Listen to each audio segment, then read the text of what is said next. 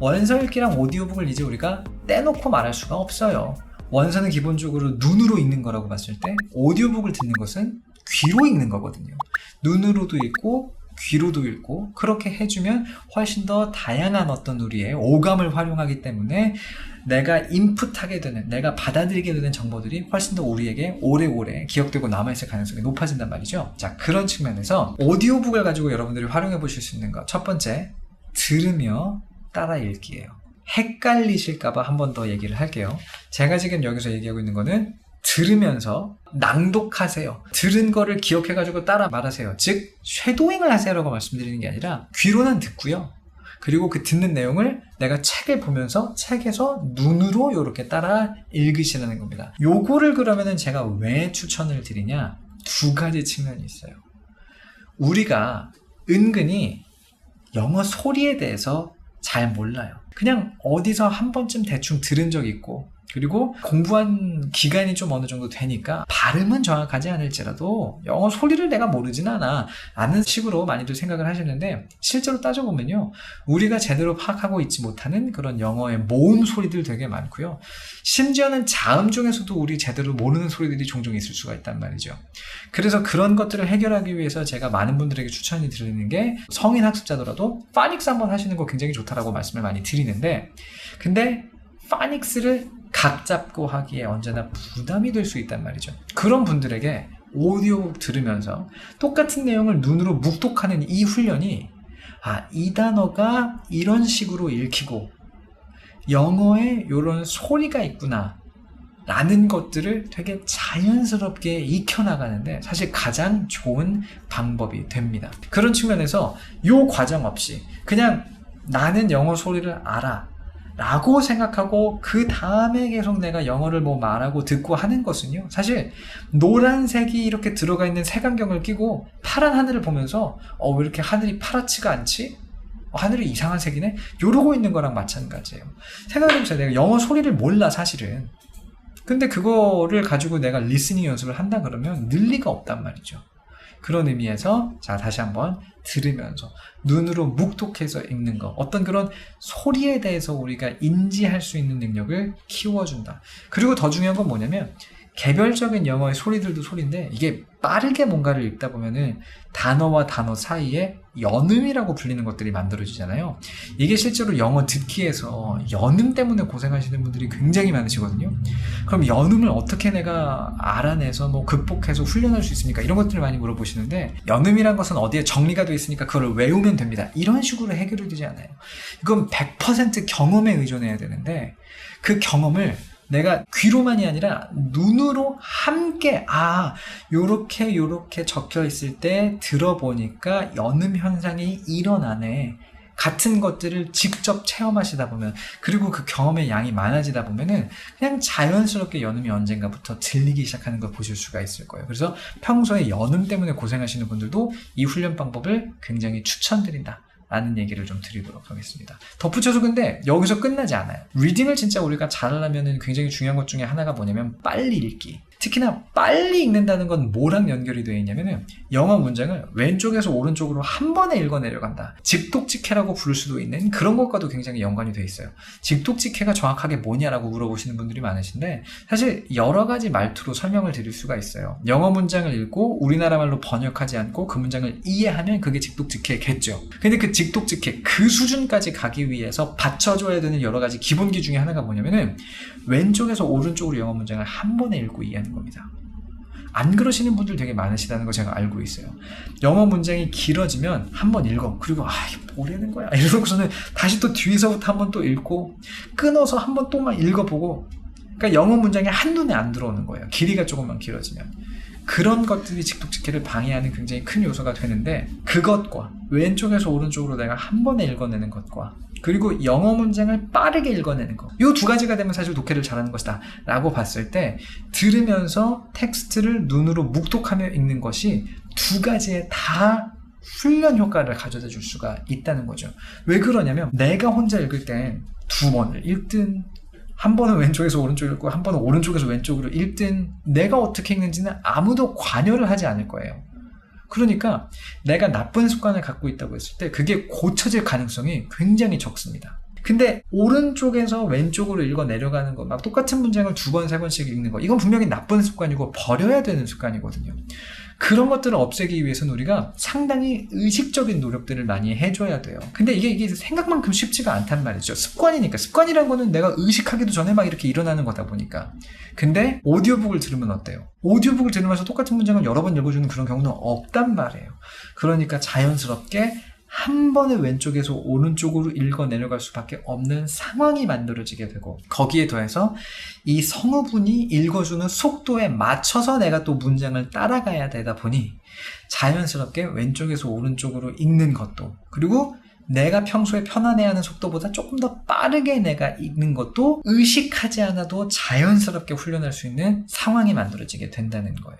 그런 측면에서 들으며 따라 읽기가 굉장히 단순히 뭐 발음을 우리가 연습할 수 있고 그래서 나중에 리스닝 실력에 도움이 될 수 있어요.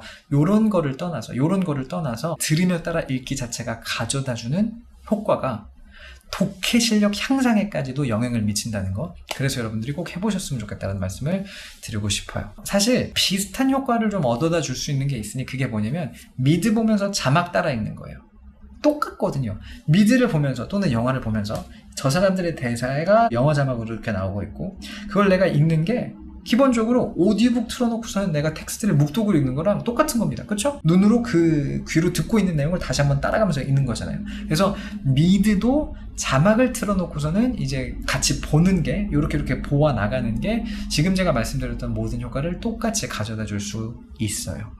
하지만 어쨌거나 우리는 먼저 원서라는 매체를 활용하고 있는 거니까 이 원서에 따라 나오는 오디오북을 활용해서 이런 훈련을 해보실 수 있겠다라는 말씀을 드리도록 할게요. 이게 분명히 10분, 15분, 많으면 20분까지도 여러분들의 학습에 있어서의 어떤 그 필요한 시간을 늘리는 일이 될 거예요. 아주 간단히 말하자면 요거 하는 거 분명히 부담이 됩니다.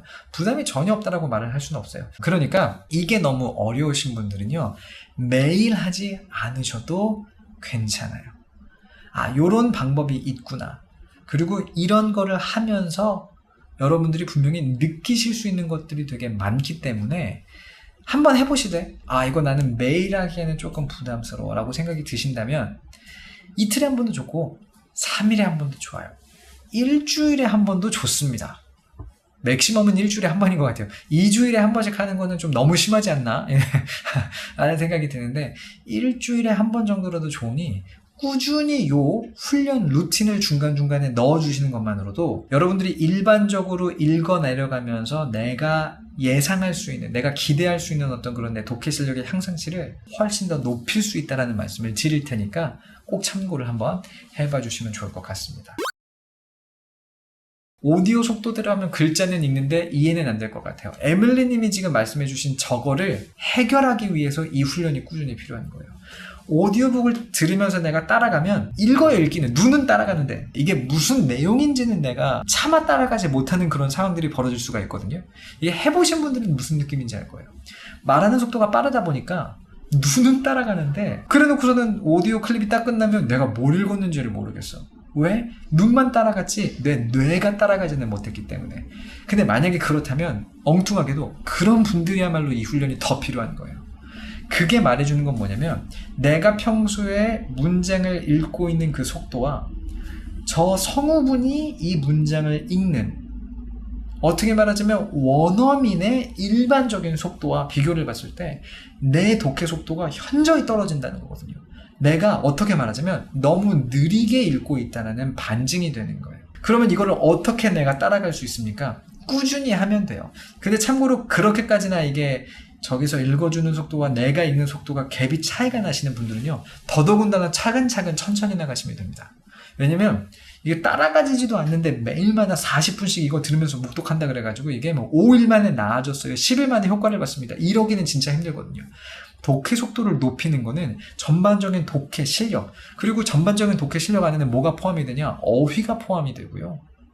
그리고 문법 실력도 포함이 되고요. 그리고 여러분들이 약간 의외라고 생각하실 수 있는데 잘 읽기 위해서는요, 발음이 좋아야 돼요. 이건 무슨 얘기냐? 자, 생각해보세요. 어떤 단어를 딱 봤는데 그 단어가 내가 묵독으로 읽고 있더라도 내 머릿속에서 얘가 어떻게 읽힌다라는 게 빠르게 떠올라야 그래야지 파파파박 치고 넘어갈 수가 있거든요. 근데 중간중간 나오는 단어마다 얘는 또 어떻게 읽더라?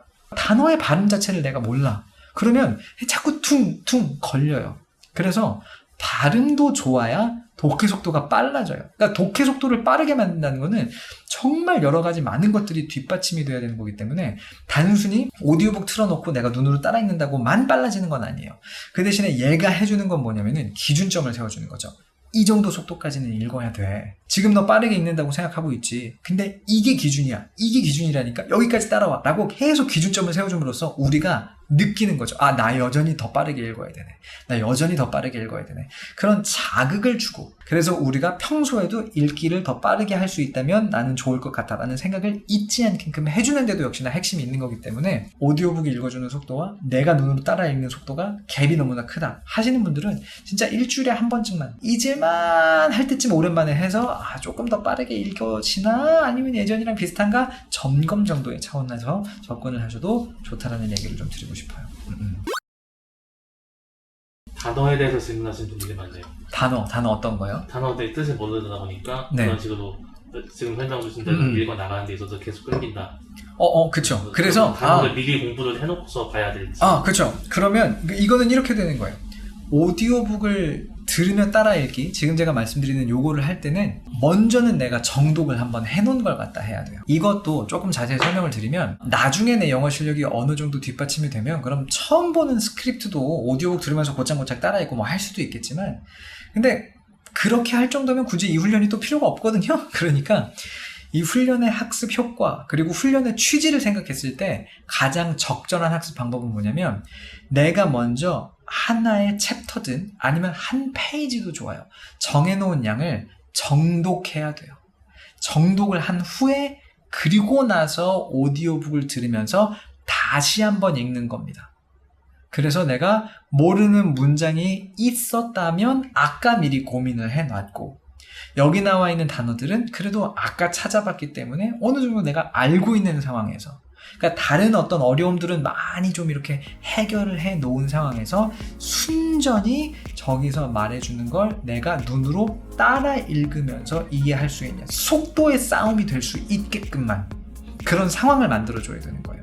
그래 놓고서는 훈련을 해줘야 이 훈련의 취지를 극대화할 수 있다고 생각하실 수가 있을 것 같아요.